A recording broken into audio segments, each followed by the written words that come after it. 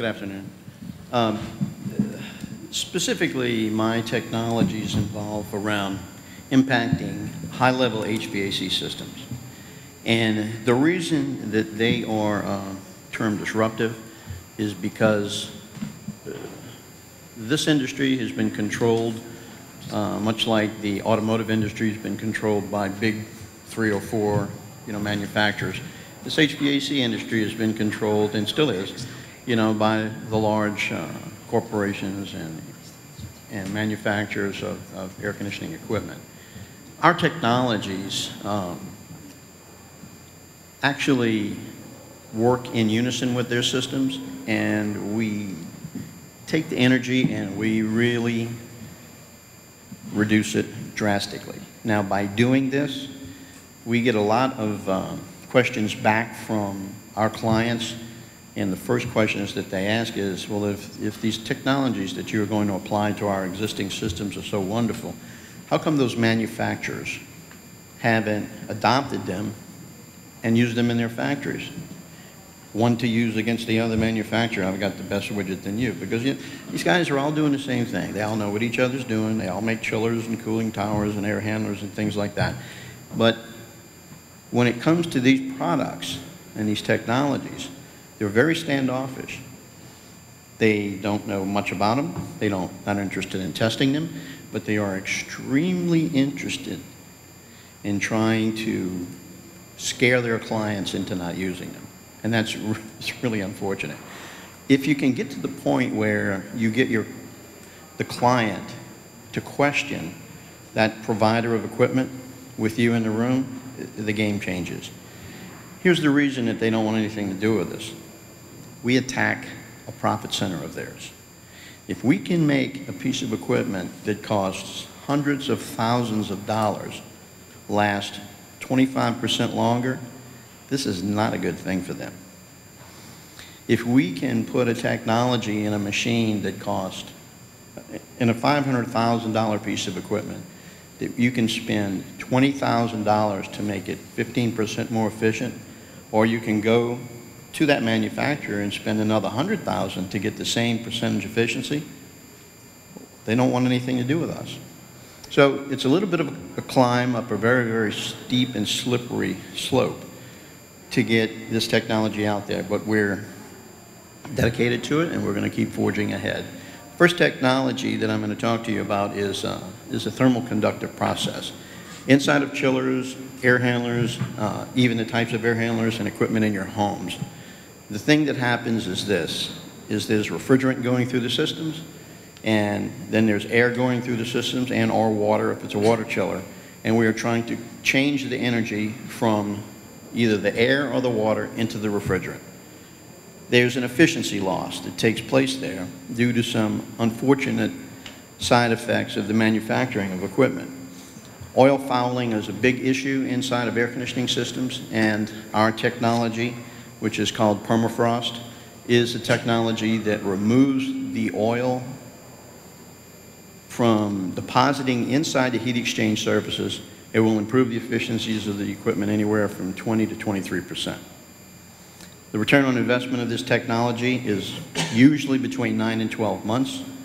It's always under 24 months. We're in extensive testing right now with Florida Power and Light in Miami on some really dedicated equipment. And once we are finished with this, we certainly hope to, because we know that the science works, that this technology is going to be a big step for us, and that the manufacturers will then back off, because once you've got a major utility that says they are now partners in our rebate program with their technology, it's a new game. The second technology that we have is, if you look across on top of that building over there and you see that gray box there that says Evapco on it, that's a cooling tower. Cooling towers, every one of these buildings that you see in this skyline has a large number of those on top of them, and what they're used for is to dissipate the heat inside the large chillers that are generating air conditioning for their buildings. One of the things that happens in there is water is sent into them. It's like a giant radiator for an air conditioner. And as warm water goes into those machines and fans take all that heat out of there, it blows it off into the atmosphere, and that particular device then leaves behind a very nasty, mucky water in the base of it. Certain things have to happen on the inside of that system. As you evaporate, all water has a certain amount of minerals and byproducts in it that we really don't want to discuss right now, but when you evaporate water, those things still stay in that cooling tower. They get to a certain level of concentration, and then the nasty thing happens is we have to blow them out. It's almost like a blood transfusion for a piece of equipment. We take all the water, we blow it down into the city sewer, and the water treatment plant gets to have fun with that. So that's a really nasty thing. That costs a lot of money. After you blow all that water out of there, now you have to fill the water back in, and now you have to treat it with even more chemical. This process goes on all day, all day, all day. So we have a technology that's a very, very high-end water polishing system done with a specific proprietary resin. And what it does is we stop using chemicals instantly. We stop all of that transfusion issue. We stop the blow down. It goes to zero. We don't blow that water down anymore. And we get rid of that nasty slime that we send to the city and hope that they can reprocess it. We can take a cooling tower like that and with this technology reduce its water consumption anywhere from 40 to 60%. And that can happen within the first week that it's online. The third technology is if you want to get this involves cooling towers also, and it involves every one of those buildings out there, is a technology that the warm water that's going to that tower, and when you turn the fan on and you try to cool it and the heat that blows out of the top, that's wasted energy right there. On a 1,000-ton system that has a cooling tower like that, it costs $160,000 a year to run the tower. That includes the chemicals and the water and electricity to run it. It's got a life expectancy of about 8 years, 10 years.